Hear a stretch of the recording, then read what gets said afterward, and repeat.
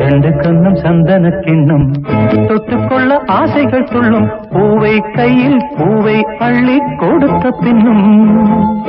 தொட்டு தந்த கையில் மனம் வீசுது இன்னும்